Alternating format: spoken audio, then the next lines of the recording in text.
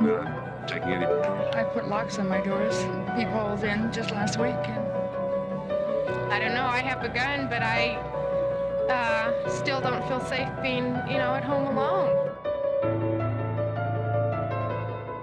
The East Area Rapist, also known as the Golden State Killer or the original Night Stalker, is a serial murderer and rapist who terrorized California from Sacramento to Orange County between 1976 and 1986. He was one of the most active serial rapists and murderers in California's history. During that 10-year span, he committed about 45 rapes, 12 homicides, and 120 burglaries.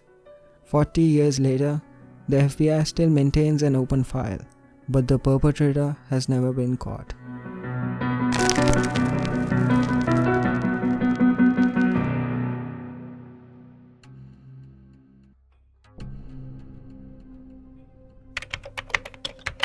A woman had been sleeping soundly within her own bed in Rancho Cordova in the twilight hours of June 19, 1976, when suddenly she awoke upon the realization of a strange presence. Standing in her bedroom was a man wearing only a black ski mask and a blue t-shirt. Before the woman even had the chance to scream, the stranger lunged at her and ordered her not to make a sound as he pressed the blade of a knife against the young woman's cheek. The man then grabbed an electrical cord from the hairdryer, tied her up, and proceeded to rape the frightened and confused woman. Waiting until she was certain the man had left, she slowly wiggled and wormed her way to the nearby phone and called 911. This would only be the first of at least 50 known attacks attributed to the unknown masked assailant. The rapist's modus operandi was practically the same in each attack. The perpetrator would meticulously case houses, break in days or even weeks before the crime and ready the house for his rape. In many cases, he loosened the window screens, so his passage into the house would be easy and quiet. In at least one case, he found the household gun and emptied the clip. He would then break into houses at a later date, parking his car away from the residence, so no one could report his vehicle. In most cases, the victims reported a prowler in the area the night before their attacks. Other times, the victims would receive menacing or unusual phone calls. 11 more attacks would occur after the June 1976 Rancho Cordova incident, before someone came close to apprehending the suspect. In February 1977, a teenage boy spotted the masked assailant and began to tail him as he fled the scene. The boy only stopped the pursuit when the prowler shot him in the stomach. His near capture was not enough to stop the man's perverted crimes, and in March of 1977, the attacks continued. Instead of becoming more cautious in selecting his victims, the rapist graduated from attacking young women and teenage girls to attacking couples, brutalizing the man and raping his female partner in front of him, all the while mocking and humiliating the man throughout the act. Soon, the killer began taunting his victims, sometimes before the attack, sometimes after. Days after one of the attacks, the victim received this terrifying phone call. Hello? Hello?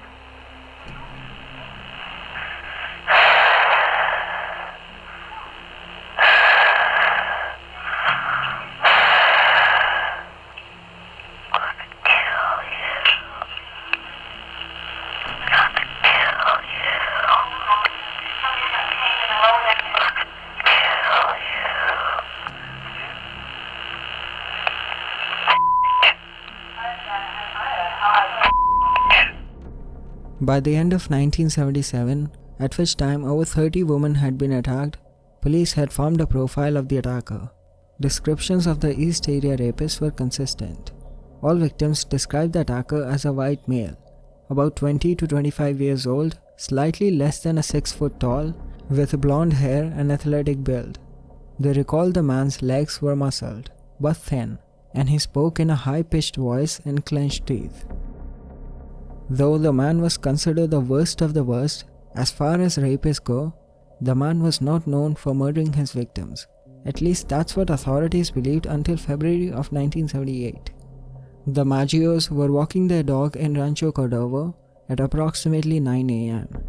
As Brian and Katie were walking down La Gloria Way, a masked man approached them and shot Brian in the stomach. Katie attempted to flee, but the murderer shot her down in the nearby yard. After the murder of the Maggios, no more murders occurred, while the suspect maintained his East Area Rapist moniker, but he continued to rape teenage girls and attack young couples.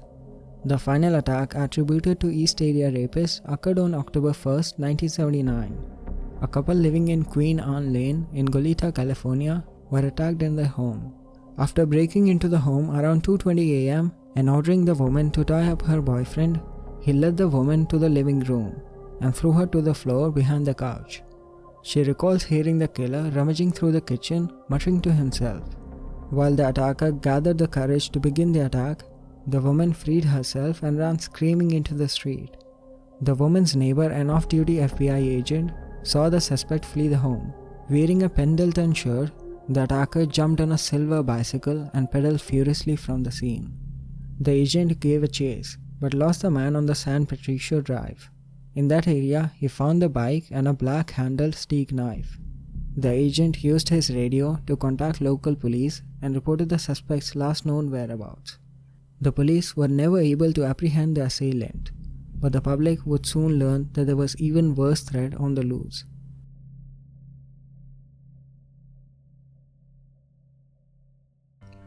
With nearly 3 months going by since the East Area Rapist last attack, investigators on the case were desperate for any leads in the case.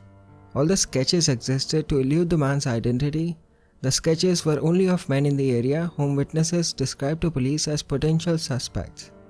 Before the case even had the chance to turn cold, a new boogeyman picked up where the East Area Rapist left off, except for a trail of bodies would be left in his wake. On Sunday, December 30, 1979, William and Joan Oakley arrived at the home of their friend, 44-year-old Dr. Robert Offerman in Goleta. Finding the door of the condo ajar, William and Joan stepped inside and called out to their friend. When nobody answered, they looked about the house and found the body of Offerman and Deborah Alexandria Manning, Offerman's girlfriend. Manning lay beside the bed, her wrists bound with a white strand twine. Offerman lay on the foot of the bed. 2 rings were found near his body, hidden between the mattress and the bed frame. Neighbors told the police they heard gunshots at about 3 a.m. 1 shot, a pause, and then 3 more in rapid succession. Police found pry marks along the door frame and presumed the killer had forced his way inside the house in the middle of the night, raping Manning and shooting both to death. Offerman was found with 1 shot in the chest, 3 shots in the back, indicating he had likely made a futile attempt to flee. Manning died from a single gunshot to the back of her head. The police found leftover turkey pieces and bone wrapped in plastic on the patio, and realized that after murdering the couple, the killer had helped himself to the leftover Christmas dinner.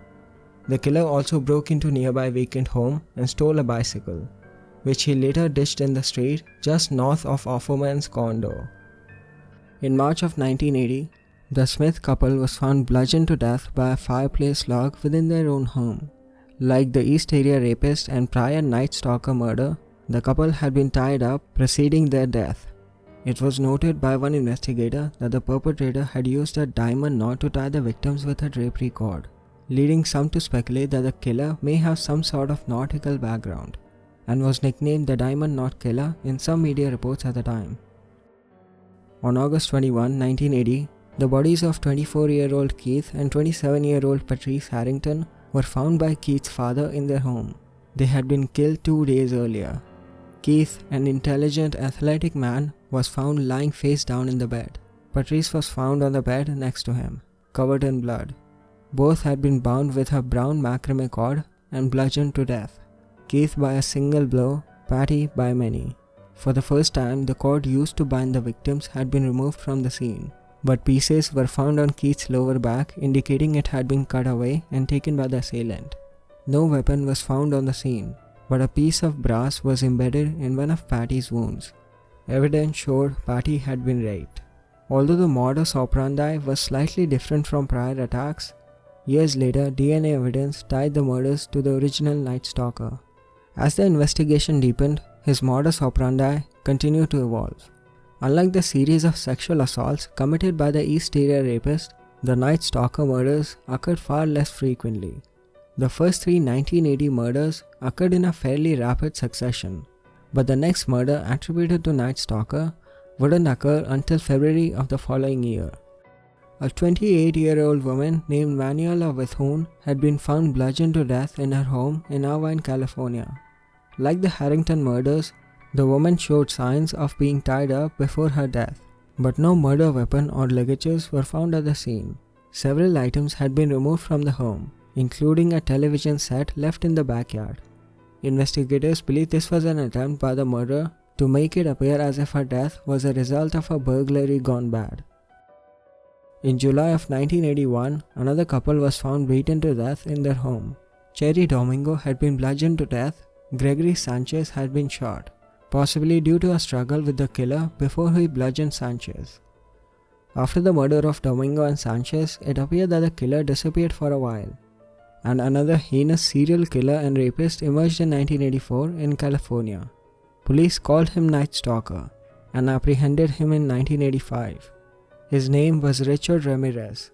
Night Stalker died in prison in 2013 while awaiting his death sentence. Thus, the East Area Rapist acquired a new name, the original Night Stalker, to differentiate from the Night Stalker. The crimes of Richard Ramirez differed from those of the original Night Stalker in many ways. Also, DNA evidence ruled Ramirez out as a perpetrator of the original Night Stalker's crimes. Ramirez's picture had been posted on the news, and he was subsequently caught and nearly killed by a mob before police could catch him. A sketch of the original Night Stalker was also posted in the news before he began killing his victims, but it was of no use. Signs of the original Night Stalker work wouldn't pop up again until 1986, when 18-year-old Janelle Lisa Cruz was found raped and bludgeoned to death within her family's home while the rest of her family was on vacation in Mexico. A pipe wrench missing from her stepfather's tools was believed to have been the murder weapon. The killer had beaten her viciously about the face and head. Blood was found on the kitchen floor, kitchen cabinets, the floor beneath the front door, on some wooden shutters, and at the head of her bed. Although fresh scrapes were found on her wrists, there were no ligature marks. There were no sign of forced entry, but a sliding glass door was found unlocked. The rape and murder of Janelle Cruz was the last known crime attributed to the unidentified monster that had terrorized California for a decade. The original Night Stalker murders and the East Area Rapist attacks wouldn't be officially connected until 2001, when DNA samples taken from the scenes in both cases were able to confirm the crimes were committed by a same individual. Several items of interest were able to be recovered from some of the crime scenes, including a handwritten note and a map of Goleta, California neighborhood, but none of these items led investigators any closer to pinpointing a suspect. The killer seemed to bask in the media limelight of his crimes. As soon as his modus operandi was mentioned within any news media, he would quickly change his methods. He was also known to taunt police in their failure to capture him by sending letters and poems to the newspapers. On at least one occasion, someone made a phone call to local police claiming to be the killer.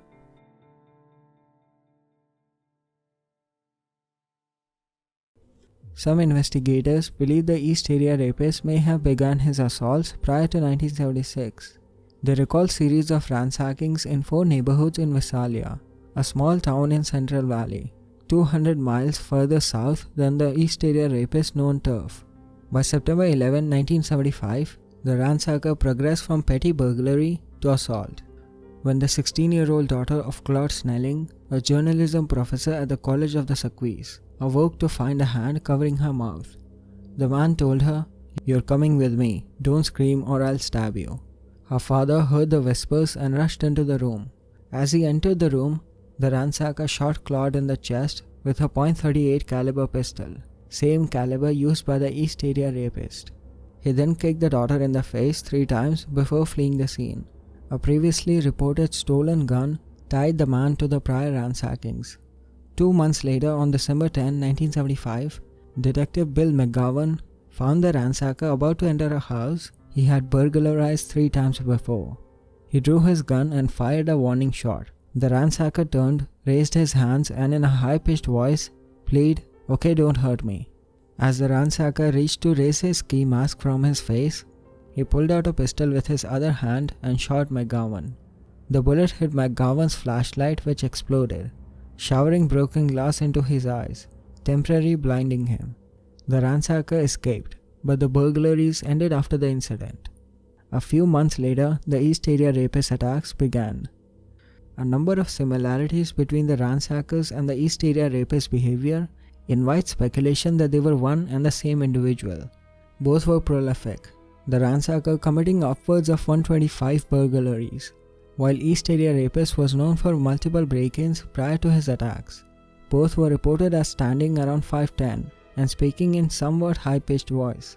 The ransacker was estimated to be between 25 and 30 years old. East Area Rapist was anywhere from 18 to 30 years old.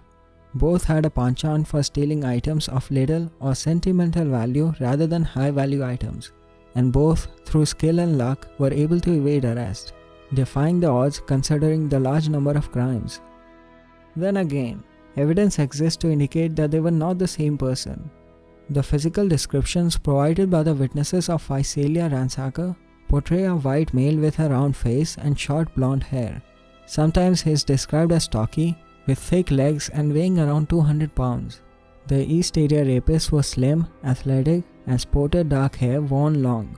It is tempting to view the Visalia ransacker as an early iteration of the East Area Rapist. The possible linkage between the crimes suggests a logical progression from burglar to rapist and rapist to serial killer. As with so much else surrounding this case, a definitive link between the Visalia ransacker and the East Area Rapist remains uncertain.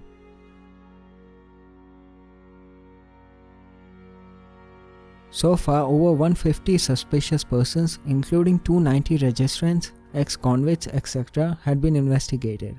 Many have been eliminated, but most cannot be completely excluded at this time. At present, there are no strong suspects. In spite of more than 14 million DNA profiles in the FBI's National DNA Index, no match has yet been found for the killer known as the original Night Stalker.